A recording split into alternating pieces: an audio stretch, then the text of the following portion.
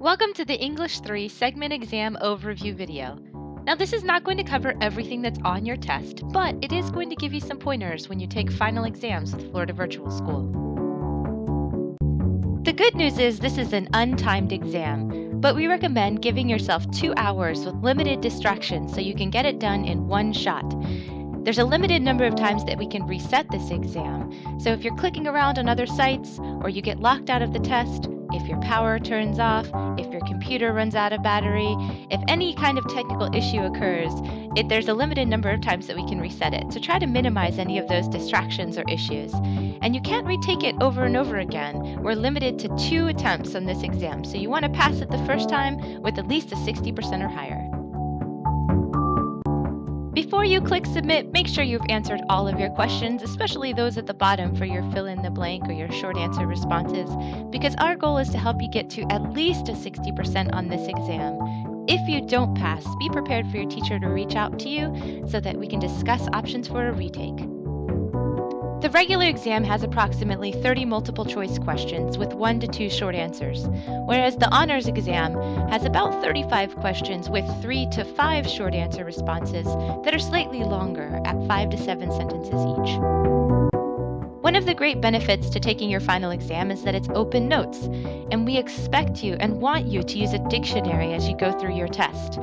Use a second source for your dictionary. Don't try to flip back and forth between browser tabs. Instead, use your cell phone or a separate tablet to look up words. Or grab a handy-dandy paperback version of a dictionary, so that way you're not getting locked out of the test due to flipping back and forth. There are a couple things to remember when you encounter fill-in-the-blank questions on final exams.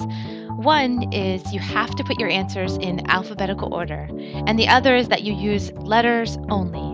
So make sure when you're filling out these types of questions, your answers are in alphabetical order and that you're only giving the capital letter answer for that question. The only 2 points of view you need to know is the difference between objective and subjective point of view.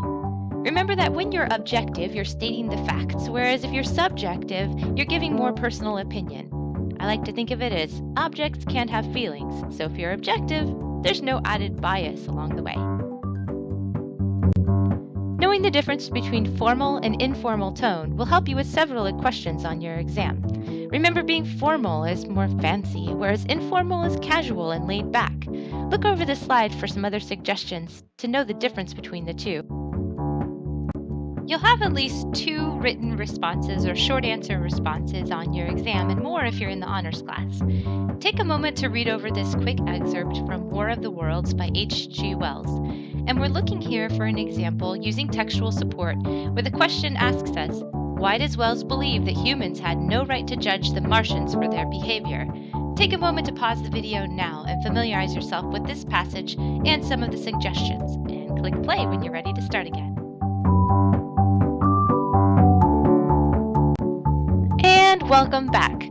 As you can see on the screen, on the left-hand side, there are some suggestions that they give you for textual support, and on the right is a response that would have received full credit on the final exam. You'll notice that they've paraphrased and included some direct quotations from the original passage to back up the ideas.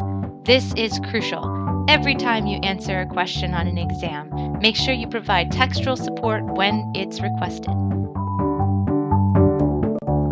Which brings us to the end of today's video. That's a good recap of some of the easy concepts that you'll see on your exam, but it doesn't replace good studying and notes taken from the entire course. So go back, look over your DBA feedback, your notes from the course, and make sure that you have plenty of time when you take this exam. Calm down, keep calm, and good luck.